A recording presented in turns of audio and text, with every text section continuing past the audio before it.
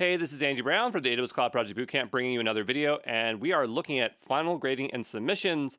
This one is very hard to do because I've had to think a lot about it, ask for a lot of feedback, and I got changes for you. Of course, you know me; I've been making changes throughout this bootcamp.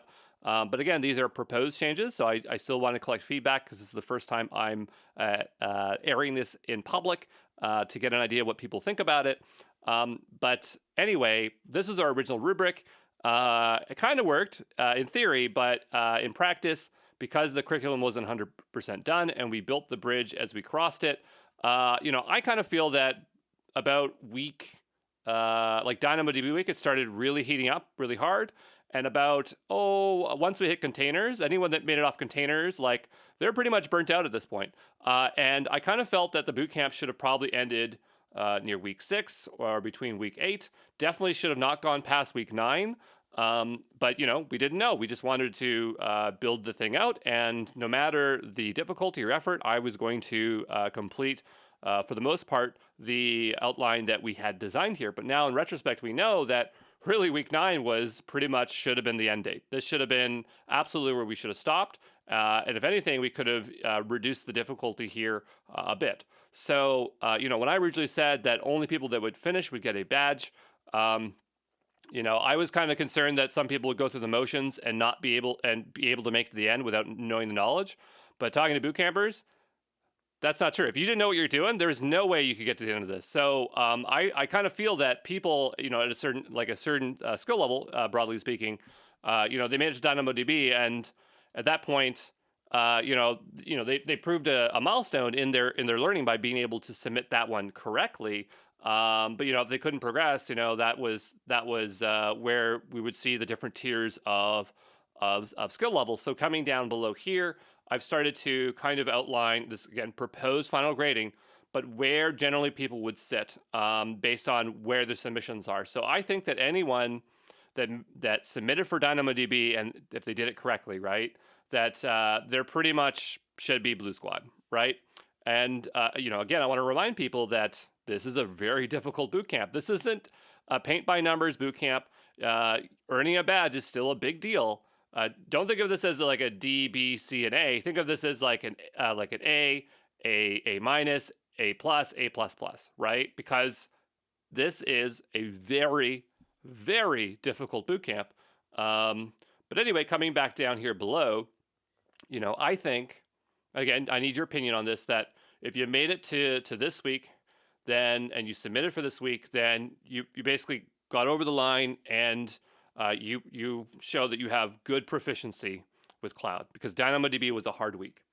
And so anything in the scope up to week 5 or week 9, which was the original scope, if you're able to submit for week 9, that's where I kind of consider the end. And when we get to CloudFormation, this almost feels like we're doing DevOps. It's like a totally different game here. Wasn't hard, but it was very time consuming. So I think that anybody that, submitted between week 5 and week 9, if you're beyond week 5, you definitely should be Blue Squad.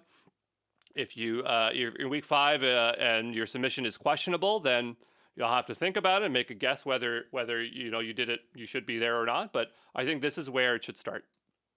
The hard part was determining where teal should be.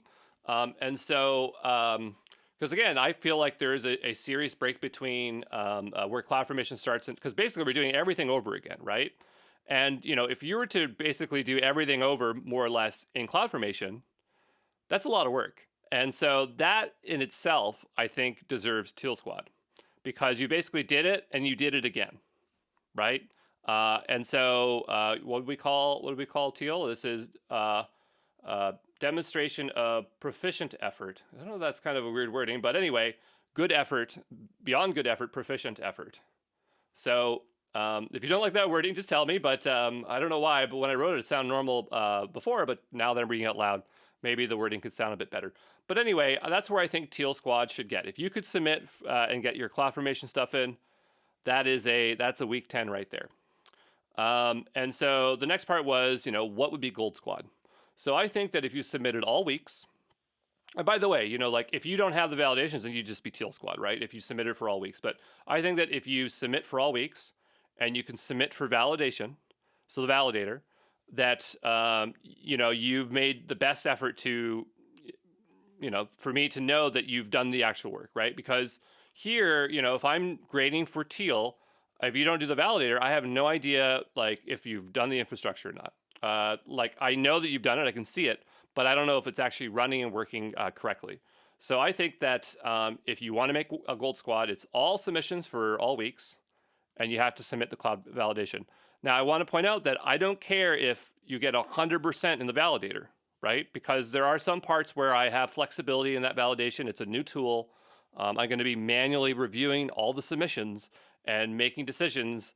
So, if you get 100%, that's great. If you don't get 100% in the validator, that's not a problem either. And you'll probably hear feedback from me, and I'll be asking questions. Why do you think it failed on these parts? Because sometimes it's my validator, and sometimes you just did something a bit differently, but it's not necessarily wrong. And so the point is that more or less, if you submit the validator and it mostly passes, and your stuff is running, then you are Gold Squad. Red Squad is the same as Gold Squad, with the exception that I'm going to be looking at that additional work that you've done. It's very clear to me who Red Squad members are, because they really do stand out, right? Like if someone did the project all to start from Terraform, they're not going to pass the validator because the validator is going to break on their project. But I know that they did it all in Terraform, and that's not easy to do. Or if somebody did something else. So it's going to be very clear to me who is Red Squad. There's not going to be a lot of Red Squad people, but again, it's that exceptional effort, and so that's where these things are. The one thing that that could factor into your grade is that if I look at your documentation, I just think, you know what, you made it to week 9, but your documentation is extremely exceptional. Your communication is extremely exceptional. You're doing stuff that if you had finished, you might have made Red Squad, but you didn't because you didn't finish the submission. Then I may bump you up into the next teal, or same thing with Gold Squad. So it's not 100% that you have to do this, but these are more like guarantees that, if you've submitted the validator you did all weeks, you're going to be Gold Squad. If you're pretty close to it, and I think that you should be Gold Squad and you're in your teal, but you're so close to it and you just didn't exactly make it, I'll push you up. And this is for this cohort of the bootcamp, right? Future cohorts, different story, but that's what I think about it right now. So I want your feedback before I start doing this. But the other thing people keep asking is, when is the final submission date? And I think the answer to that would be, I have to have grading wrapped up July. I have to be done it. I'm not going to grade anyone beyond July. I have to in August, so we have to start preparing for the beginner Terraform Bootcamp. So it's not the last day you can submit. It's the last day I will look at submissions. Will be at the end of July here. So if you submit on the last day and it rolls into August, I might not look at it. Now, that doesn't mean that you can't get a grade. It just means that you might not be able to get a grade now, because we are importing all this stuff into the big LMS, the Teacher Seat, Exam Pro. And when that gets automated, it has to be automated for the Terraform Bootcamp. That there will be a semi or fully automated system to get grading.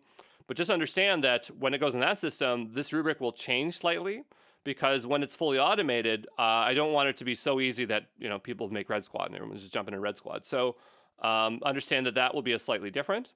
Also, when it does go to automated and it's in our system, we might have to charge for it something. Like, I don't know what the cost would be, but there's just been a lot of people asking. I can't make it in the timeline for the deadline, but I still want to see this to completion and earn a badge. If it's out of band of a cohort, I think that we do need to maybe charge something. If there are some very exceptional boot campers, I'll probably be issuing credits. I'll probably be giving away credits to run the validator. So, some people not everybody has to pay, but my point is that it's just so expensive and hard to do grading outside the scope of this cohort. And it will slow down other ones. So I do have to mitigate that somehow.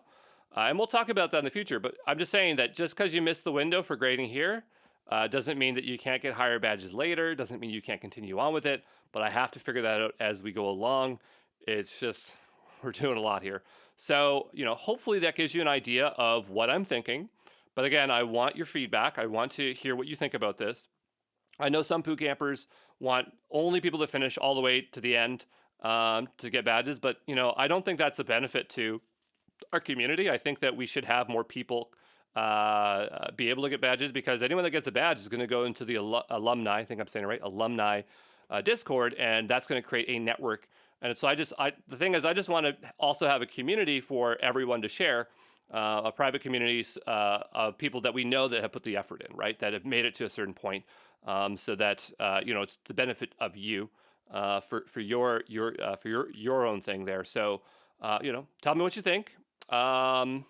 Because I'm here to listen and to see what people think. I'm just trying to make it fair and make these boot camps have a sustainable model in the future. So I'm always very open to hearing what you think. And as you know, this whole thing has been pretty much been built open to the community, and so that's just the way I like to do it. Even though I could just decide and make a decision, I want to gather as much feedback and listen to you, because you've all put so much time and effort into the boot camp, right? So yeah, tell me what you think. And yeah, I think that we're looking for final submissions. I would say that you should try to submit by mid-July, but I'm going to stop looking at grading at the end of July. I'm not going to do any grading beyond that point manually, right? After that, could be an automated system, but that's going to be the cutoff, okay? So yeah, tell me what you think, and we'll see you in the next one. And by the way, if you aren't here yet, now you have a chance to get into that window. So, hopefully that's your opportunity to catch up. So we'll see you soon. Ciao.